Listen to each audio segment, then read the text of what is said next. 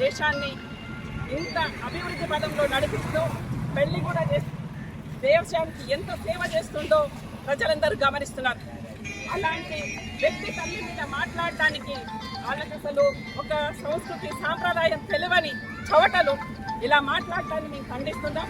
పక్కన ఈ తల్లిని అటు చక్కను పెట్టుకొని ఒక మోడీ తల్లి అంటే ఎంత పెద్ద వయసు ఉన్న ఆమెని చనిపోయిన ఆమెను పట్టుకొని అలా మాట్లాడటం, ఆ రాహుల్ గాంధీ వినడం ఎంత అవివేకం అంటే ఆ తల్లి గురించి వాళ్ళకి ఏమైనా అవగాహన ఉందో లేదో ఈ మాటల్ని మేము నకరికల్ మండలి నుంచి ఖండిస్తున్నాం.